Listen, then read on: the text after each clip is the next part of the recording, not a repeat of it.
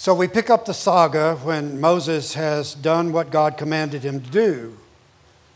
He's gone to Egypt, confronted Pharaoh, warned Pharaoh, knowing that Pharaoh would not listen to him.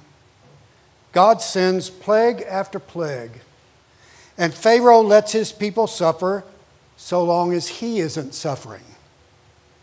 So God sends a plague that will make him suffer. The king, firstborn, is the only one who stays alive. God protects the Israelites from that last plague. It was to kill the firstborn of every human and animal in every household in Egypt. The Israelites were supposed to put blood from a sacrificed lamb on the doorposts and the lintels of their houses, and God would spare them, and God did. And they also were to eat unleavened bread for 7 straight days after a solemn assembly, and to do no work of any kind for a solid week. It was a week of Sabbath. It was to prepare them for what was ahead. It will become the first festival of unleavened bread in a time that will continue always to be their major festival. They called it Passover. Pharaoh panics. He finally folds. He says, "Good riddance." He tells the Israelites that same night to pack up and leave Egypt now. God leads them out by the long back way into the wilderness to try to avoid Pharaoh, because in the morning, Pharaoh realizes that he's just lost his whole workforce. His army of chariots run out to chase after them, and backed up against the sea, the Israelites panic, and they are ready to surrender. Moses follows God's advice, tells them not to be afraid, to stand firm, and just see what else God can do. We have to admit that there are a lot of problems with this event.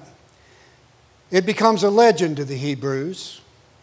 It may have some inferences tucked into it that are really troubling for us. Remember, we see this as part of an Old Testament when people did not quite understand God as well as they would when God sends a really clear picture. God's true nature in a truly human person who walks and lives among them. We understand it because there is a New Testament. Now, here's the interesting thing to me about our passage today. Just as soon as the Israelites see big trouble, they cave and want to go back. They have just witnessed a devastating destruction and death that God rains down on their enemies. And the moment they look up and see enemies, they forget. They even forget what they would be facing if they did go back to Egypt that would be worse than what they had had. That's the reason that this episode is remembered and told and written down in sacred text for them, because they knew of the account revealed more about them than it revealed about God. It's interesting to me, but it's not surprising at all.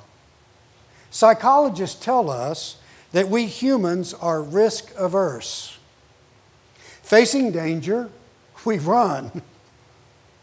Running is usually a good mood, and eventually it has become part of our very DNA. When we are boxed in and we have nowhere to run, that's when we fight. We always talk about the choices between fight or flight. But in reality, the flight always comes first, and then we fight. Our real problem is not with this fight-flight strategy. It's with the cause. Fear. Fear makes us see through red-tinted magnifying glasses. We get a little extreme, and we think about worst instead of best. We think about evil instead of good. We think about chaos instead of order. We quit looking for or thinking about the in-between those extremes.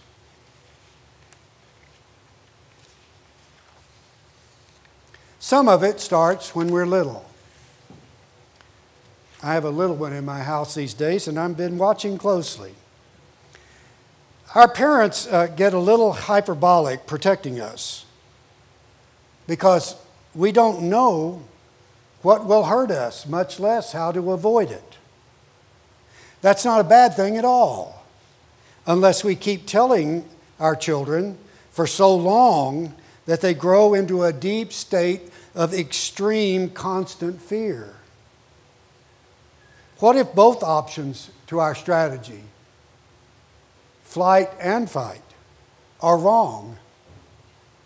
Have you noticed how good we are about limiting ourselves to just two options, either or? With fear, we can't see past the risk to something else. With us adults, it works the same way. We have some Israelite in us.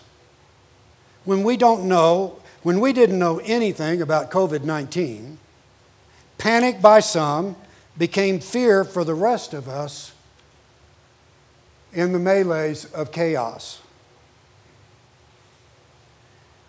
We became a fear-driven culture for a few days, a few months. A lot of us kept listening, but some started to listen to the people who magnified our worst fears rather than listening to the voices of reason. Reason told us that it would take some time to figure out the disease. We had to stand firm, do what we could do, and wait before we started doing more.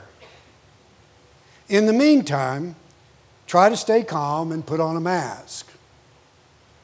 I'll never forget Tom Hanks saying, "It's just a mask. It's not the mask." Everybody's talking about the mask. It's just a mask. It's just a minor inconvenience. Do you remember that?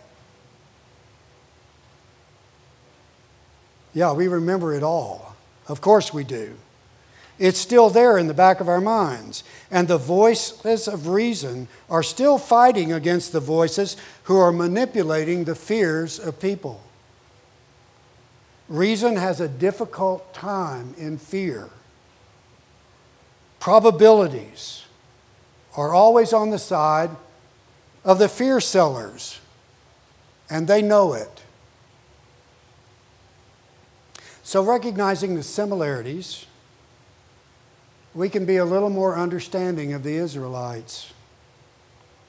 They had lived in terror and fear from Pharaoh for years. No wonder they had visions of horror when a chariot dust was on the horizon. God tells Moses to stand up with a simple and clear message in a simple and clear voice. Do not be afraid. Stand firm and see the deliverance of the Lord. I'm guessing that Moses followed it up with that reminder that God had told him the same thing a long time ago in Midian. And the advice had worked out pretty well for him so far. There is an answer to fear. And reason comes later. But better than fight and flight, the first victory over fear is trust. The message in the face of chaos and fear is to trust. It's right there in Proverbs 3:5. I really like the Common English translation. Trust in the Lord with all your heart, and don't rely only on your own intelligence. Know God in all your paths, and God will keep you in ways straight. You see, you have to trust a good source to develop the right reasoning that overcomes the chaos that fear brings. And trusting is worth the risk in the chaos. The next problem is determining who the good source is. Fear sellers know that, so they always attack the sources. Between Pharaoh and Moses, tell me, who are you going to trust? Moses trusted God, and Pharaoh thought he was God. Fear does crazy things to people when you've only got two choices. It was true then, and it's true now. I have an application for our commentary today that fits the day. It's the interim process. The process is built on trust. All congregations have a little hint of chaos when any minister leaves. But you know, we Presbyterians don't ever panic. We just get tense and anxious about what's going to happen. My friend Carla was a great gift to you, wasn't she? Yep. Who wouldn't trust her? I love her. I think you know that. She's my best friend in ministry. But she didn't want to stay long and hard for the work, you know. So you got me. And compared to Carla, I'm a second stringer. She put you in the place of trust. And now you have to trust for a while. Ministers coming and going are an inevitable change. In a way, every minister is an interim. We forget that. Through time, the PCUSA, by trial and correction, has developed a really effective way to help congregations. So your first step is to trust the people who have been through it a bunch in history and time. And you can keep a straight way, even if it looks like it's a bad option somewhere in the next couple of months, because it's taking too long. We can't be those hurry up and let's get back to normal folks. For congregations and for pastor nominating committees, PNC in Presbyterian speak, for you who are new to it, we follow the process. And you know what? The results generally keep us in God's path, moving straight forward. The next step is your scariest part. You have to trust me. I sort of know what I'm doing. At least I'm trusting my real boss. I'm a little different from some of your interims. It's because this is a different season for you. My job is to get you honest about where you are right now. It's also to help you face the risks in a scary time. I'm also trying to help you see where you could be if you realize that you could be in a better place with more commitment. My job is also to put you in a place where the person the PNC decides to put before you cannot find a reason to say no to you and can find every reason to say yes. The call of God to a pastor comes through the congregation and through the congregation's work. So the scary work is your best chance to get a really good pastor.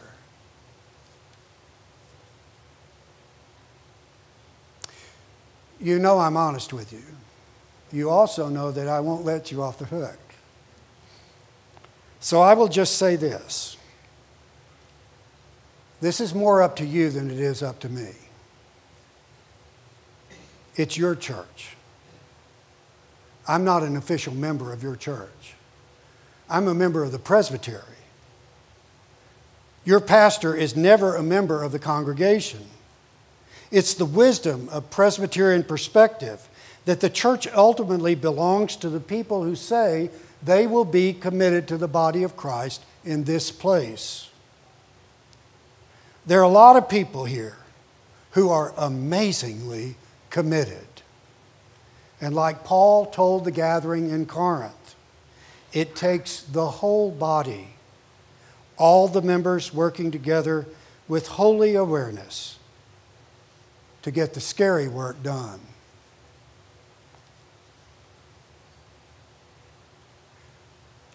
The task of trussing is for you to do the work that the congregation needs to do and the PNC to do the work that the PNC needs to do. Some of your work, like looking differently at yourselves, is scary. But let's face it. We have busy and complicated and demanding lives that are pulled in all kinds of directions. But all of us need all of us.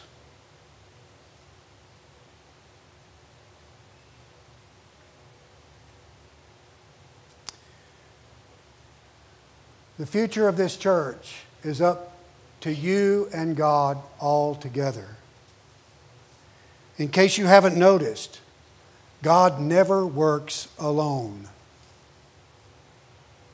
God always works through us. We are God's incarnations of grace here and now in this time. Yes, change is never an option because change is just a reality, but it's the changes we make in the middle of change that make all the difference. Holy awareness is risky work that faces the chaos. And a really good church, becoming a great church, is a great change with God.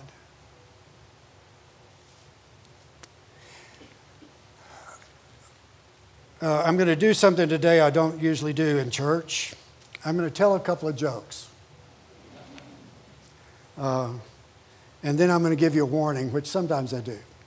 Well, a lot of times I do. So here goes. Do you know how many Presbyterians it takes to change a light bulb? What? Change?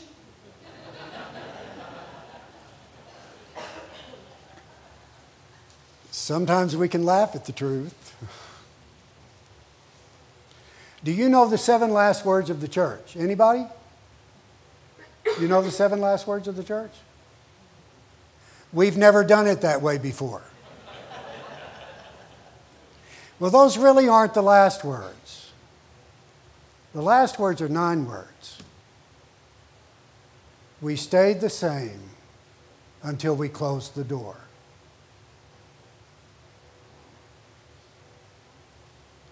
No one's laughing? I don't think anybody here wants to close the doors. So let's trust. Let's even celebrate the changes that God is helping us make in this season. And let's see how those changes keep us in the straight way and leads us to even better changes. After all, Jesus came to change the whole world. And Jesus will help us change our part of it, even our own lives. Amen.